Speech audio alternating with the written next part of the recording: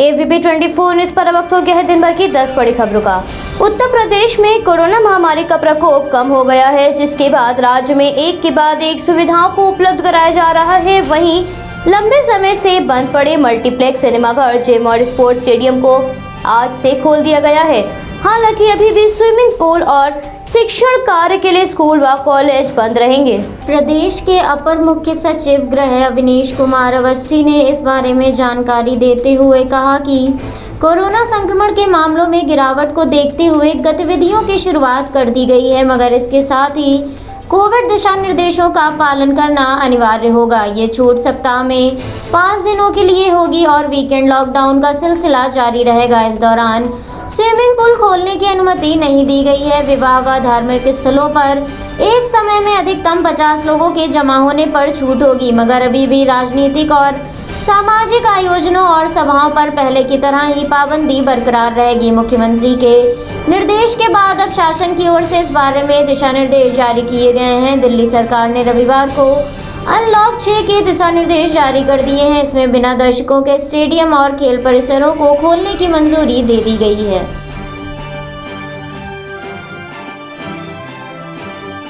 राष्ट्रीय जनता दल आज अपना 25वां स्थापना दिवस मना रहा है, जिसके लिए आयोजित कार्यक्रम में आज काफी लंबे समय के बाद पार्टी प्रमुख और बिहार के पूर्व मुख्यमंत्री लालू यादव ने कार्यकर्ताओं को संबोधित किया।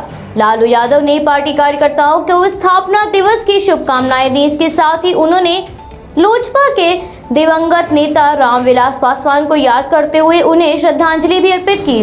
वैसे तो पूर्व मुख्यमंत्री लालू प्रसाद यादव पार्टी के पोस्टरों से दूर रहते हैं, मगर इस बार लालू यादव पोस्टर्स में काफी चमकते हुए नजर आए। इसी कार्यक्रम के सिलसिले में पटना में लगे एक पोस्टर में लालू प्रसाद यादव, उनकी पत्नी राबड़ी देवी और बेटे तेजस्वी यादव 25वें स्थापना दिवस की बधाई देते हुए नजर आए। गौरतलब है, उस समय लालू प्रसाद यादव चारा घोटाला मामले में जेल में बंद थे। ऐसे में अब पार्टी के पोस्टरों में उनकी वापसी के खूब सियासी मायने निकाले जा रहे हैं। लखनऊ स्थित रिवरफ्रंट घोटाले के मामले में सीबीआई की 40 टीमों ने लखनऊ, गाजियाबाद और देहरादून समेत 17 जिलों व शहरों में छापेमारी की, जिसमें सीबीआई ने यूपी के साथ पश्चिम बंगाल और राजस्थान में भी जांच पड़ताल शुरू कर दी है। रिवरफ्रंट घोटाले के आरोप समाजवादी पार्टी सरकार पर काफी समय से लगते रहे हैं, तो वहीं रिवरफ्रंट सपा सरकार द्वारा गोमती नदी के किनारे बनवाया गया था, जिसका सपा अध्यक्ष अखिलेश यादव काफी प्रचार करते रहते हैं। उत्तर प्रदेश में 2017 में भाजपा सरकार आने पर मामले की जांच की बात कही गई, जिसके बाद से कई अफसरों के खिलाफ अब तक इस मामले में FIR दर्ज की जा चुकी है। तो वहीं चुनाव के करीब आते ही इस मामले में अब फिर से छापेमारी का दौर शुरू हो चुका है। इस मामले में करीब 1500 करोड़ रुपए के घोटाले की जांच फिलहाल सीबीआई द्वारा की जा रही है। प्रवर्तन निदेशालय भी मनी लॉन्ड्रिंग का मामला दर्ज कर जांच कर रहा है।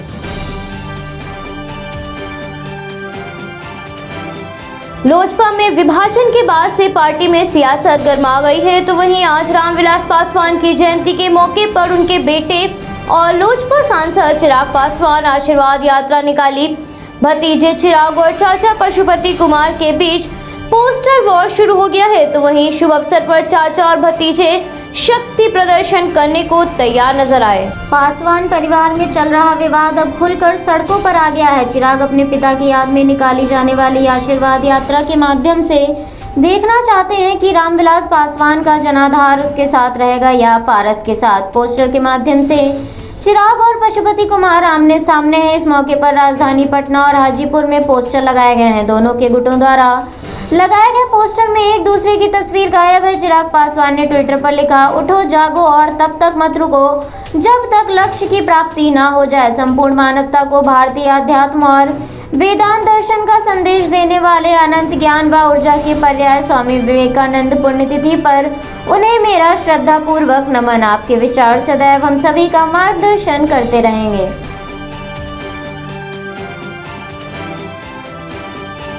भारत के विदेश मंत्री एस जयशंकर इस हफ्ते रूस के दौरे पर रहेंगे। प्राप्त जानकारी के अनुसार 8 जुलाई को यह दौरा शुरू होने की संभावना है। इस दौरे पर विदेश मंत्री द्विपक्षीय वार्ता के लिए जाएंगे, जहां वो रूस के विदेश मंत्री सर्गी लैवरोव के साथ वो दोनों देशों के सहयोग क्षेत्र पर चर्चा करेंगे। विदेश मंत्री एस जयशंकर के दौरे के समय रूस से सुदूर पूर्व और आर्कटिक में भारत के पदचिह्नों का भी विस्तार होना तय है। इतना ही नहीं, कनेक्टिविटी प्रोजेक्ट्स को भी बढ़ावा मिल सकता है। इस वर्ष अप्रैल के महीने में रूसी विदेश मंत्री भारत के दौरे पर आए थे। भारत और रूस इस वर्ष अंत में अपना वार्षिक शिखर सम्मेलन आयोजित करने वाले हैं। भारत के विदेश मंत्री ने रूसी विदेश मंत्री के दौरे के समय कहा था, दोनों देश एक दूसरे के प्रति कई क्षेत्रों में सहयोग को और बढ़ाएंगे।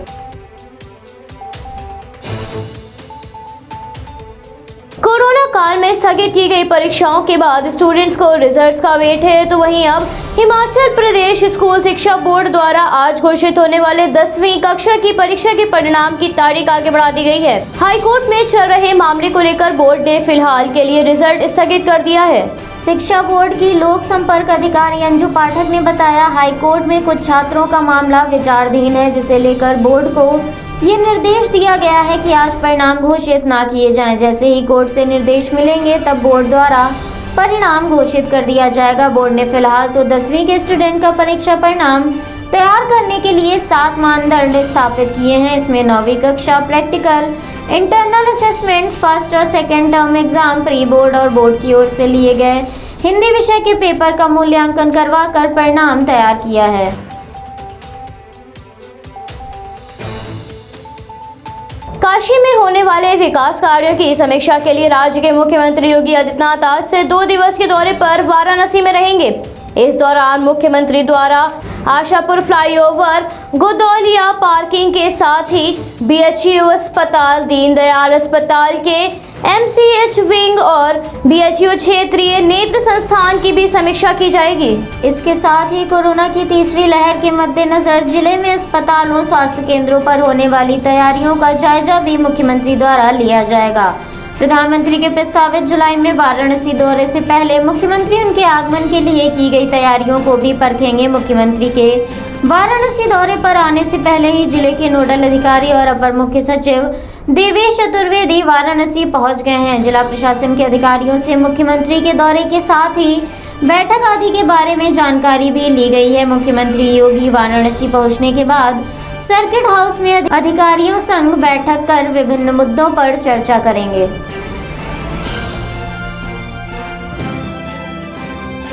आरएसएस प्रमुख मोहन भागवत ने एक बयान जारी करते हुए कहा था, सभी भारतीयों का डीएनए एक है, चाहे वो किसी भी धर्म के हो। उन्होंने लिंचिंग को लेकर कहा, इसमें शामिल लोग हिंदुत्व के खिलाफ हैं और लोकतंत्र में हिंदू या मुसलमानों का प्रभुत्व नहीं हो सकता। इस बयान पर एआईएमआईएम प्रमुख असदुद्दीन ओवैसी और कांग्रेस नेता दिग्विजय सिंह ने आरएसएस प्रमुख पर निशाना साधा है।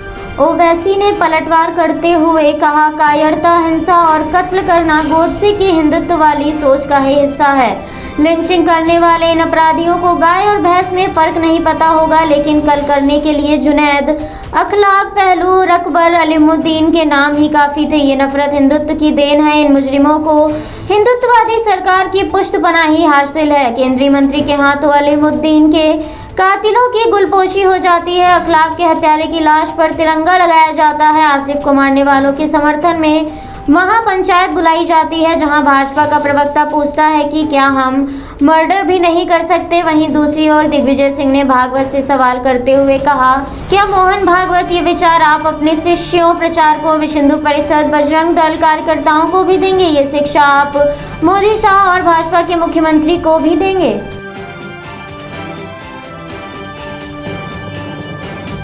कोरोना के मामलों में लगातार गिरावट दर्ज की जा रही है। वहीं दूसरी लहर अब सुस्त पड़ चुकी है। पिछले 24 घंटों में कोविड-19 के 39,796 मामले सामने आए। इस दौरान 723 लोगों की मौत हुई है। संक्रमण के मामलों में गिरावट दर्ज होने के साथ ही डेल्टा प्लस वेरिएंट का खतरा बढ़ता जा रहा है। ऐसे में तीसरी लहर का संकट भी बढ़ रहा है। पिछले 24 घंटे में इस महामारी को 42,352 लोगों ने मात दी। इसके साथ ही इस महामारी से ग्रस्त होने वाले लोगों की संख्या 3,05,85,229 हो गई है। वहीं इस महामारी से रिकवर होने वाले लोगों की संख्या 2,97,04,30 है। इस समय भारत में सक्रिय मामलों की संख्या 4,02,728 है। वहीं इस महामारी के कारण अपनी जान गंवाने वाले लोगों की संख्या 4,82,071 पर पहुंच गई है।